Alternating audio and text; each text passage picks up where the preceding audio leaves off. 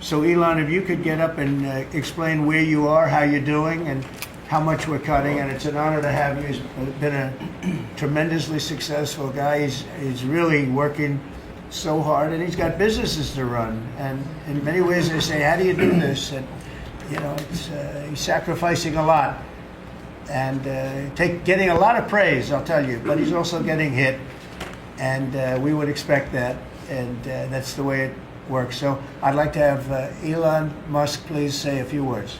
Well, Thank you, Elon. Thank you, Mr. President.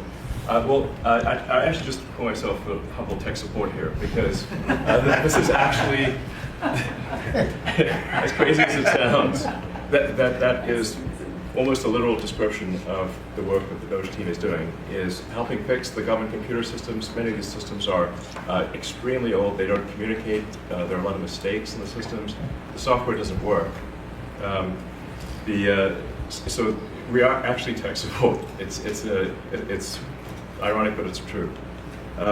The overall goal here with the Doge team is to help address the enormous deficit. We simply cannot sustain as a country $2 trillion deficits. The interest rates, just the interest on the national debt, now exceeds the Defense Department spending. We spend a lot on the Defense Department, but we're spending like over $1 trillion on interest. If this continues, the country will become de facto bankrupt. It's not an optional thing, it is an essential thing. That's the reason I'm here. And taking a lot of flack, and getting a lot of death threats, by the way. I mean, I like to stack them up, you know. But if we don't do this, America will go bankrupt. That's why it has to be done. And I'm confident at this point, knock on wood, you know, knock on my wooden head, there's got a lot of wood up there, that we can actually find $1 trillion in savings. That would be roughly 15% of the $7 trillion budget. And obviously that can only be done with the support of everyone in this room. And I'd like to thank everyone for your support. Thank you very much. This can only be done with your support. So it's really, Doge is a support function for the President and for the agencies and departments to help achieve those savings and to effectively find 15% in reduction in fraud and waste. And we bring the receipts. So people say like, well, is this real? Just go to doge.gov. We line item by line item, we specify each item. So, and I should say, we will make mistakes. We won't be perfect, but when we make a mistake, we'll fix it very quickly. So for example, with USAID, one of the things we accidentally canceled very briefly was Ebola, Ebola prevention. I think we all want Ebola prevention. So we restored the Ebola prevention immediately, and there was no interruption. But we do need to move quickly if we're to achieve a $1 trillion deficit reduction in financial year 2026. It requires saving $4 billion per day, every day, from now through the end of September. But we can do it, and we will do it. Thank you. Would you have any questions of Elon while we're on the subject of those? Because we'll finish off with that. And if you would have any questions, please ask. You could ask me or Elon. Go ahead, please. Thank you, Mr. President. Thank you, Mr. Musk. I just wanted to ask you that President Trump put out a Truth Social today saying that everybody in the cabinet was happy with you. I just wondered if you had heard otherwise, and if you had heard anything about members of the cabinet who weren't happy with the way things were going, and if so, what are you doing to address those any dissatisfaction? Hey, Elon, let the cabinet speak just for a second. Is anybody unhappy with Elon? If you are, well, throw him out of here. Is anybody unhappy?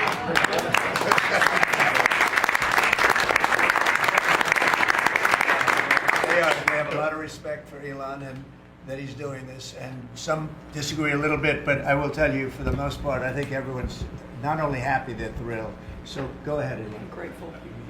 And President Trump has put together, I think, the best cabinet ever. Literally. So, and I do not give false praise. This is an incredible group of people. I don't think that such a talented team has actually ever been assembled. I think it's literally the best cabinet that the country has ever had, and I think the company should be incredibly appreciative of the people in this room. Thank you. Mr. Musk. Go ahead, please. Yeah. Mr. President, thank you, Mr. Musk. Are there about half of the government employees so far appear to have responded to your request for what they've been doing over the past week? Is there a timeline in place for next moves for people being fired, and when can the American people expect to see results of that? Yes. Well, to be clear, I think that email perhaps was misinterpreted as a performance review, but actually it was a pulse check review. Do you have a pulse? Do you have a pulse and two neurons? So if you have a pulse and two neurons, you can reply to an email.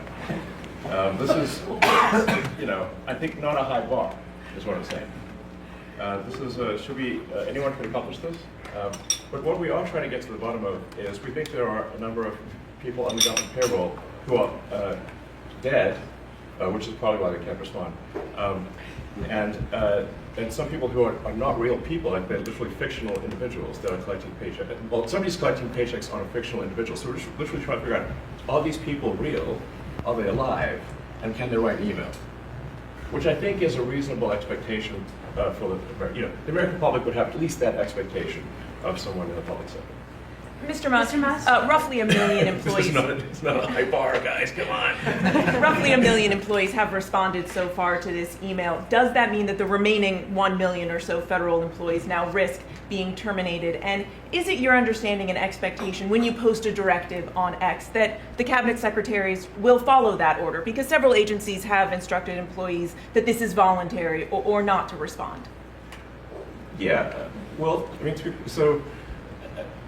I guess it was like last week, the president encouraged me via Truth Social and also by a phone call to be more aggressive.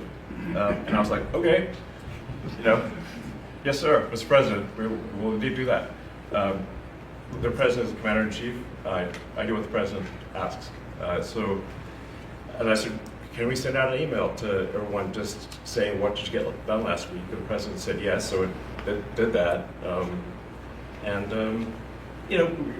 We got a partial response. We're going to send another email. But our goal is not to be capricious or unfair. We want to give people every opportunity to send an email. And the email could simply be, what I'm working on is too sensitive or classified to describe. Like literally just, that would be sufficient. I think this is just common sense. And what is your target number for how many workers, employees you're looking to cut total? We wish to keep everyone who is doing a job that is essential and doing that job well. But if the job is not essential or they're not doing the job well, they obviously should not be on the public payroll. I'd like to add, wait. I'd like to add that those million people that haven't responded, though, Elon, they are on the bubble. I wouldn't say that we're thrilled about it. They haven't responded. Now, maybe they don't exist. Maybe we're paying people that don't exist. Don't forget, we just got here. This group just got here. But those people are on the bubble, as they say. Maybe they're going to be gone. Maybe they're not around. Maybe they have other jobs. Maybe they moved and they're not where they're supposed to be. A lot of things could have happened. I wouldn't say that Biden ran a very tight administration. They spent money like nobody's ever spent money before, wasted money. The Green New Scam, all of the different things they spent money on. And you've seen that. We've seen that with some of the things that I read in speeches. I read them and people can't believe when I read them. 20 million here, 30 million here for, a little educational course on something. Circumcision, right? Circumcision.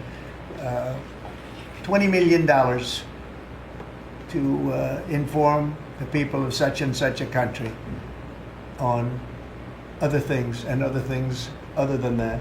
So, those people are, right now we're trying to find out who those people are that haven't responded.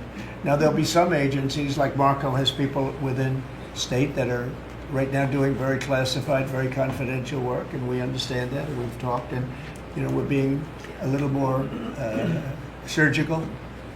And Marco's doing a lot of things himself. And some of the secretaries we're going to be going to them. We're going to be talking about it today. We're going to ask them to do their own DOJ. In other words, they'll look in their group and I spoke with Lee Zeldin, and he thinks he's going to be cutting 65 or so percent of the people from environmental. And we're going to speed up the process too at the same time. You had a lot of people that weren't doing their job. They were just obstructionists, and a lot of people that didn't exist, I guess, Lee, too. We found a lot of empty spots that the people weren't there. They didn't exist. I think education is going to be one of those. You go around Washington, you see all these buildings for the Department of Education. We want to move education back to the states where it belongs. Iowa should have education. Indiana should run their own education. You're going to see education go way up. Right now, we're ranked at the very bottom of the list, but we're at the top of the list in one thing: the cost per pupil. We spend more money per pupil than any other country in the world, and yet it's Denmark and Norway, Sweden, and I hate to say this, and you know, we're going to get along very well with China, but it's a competitor. They're at the top of the list. They're among the top 10 usually, and they're a very big country, so we can't use that as an excuse, right? Because we're a very big country too, but we were ranked last time under Biden. We were ranked 40 out of 40. They do the 40 certain nations that they've done for a long time. It seems to be 40 for whatever reason, and we were ranked number 40. A year ago we were 38, then we were 39. We hit 40, and so we're last in that, and we're first in cost per pupil. So I would say that's unacceptable.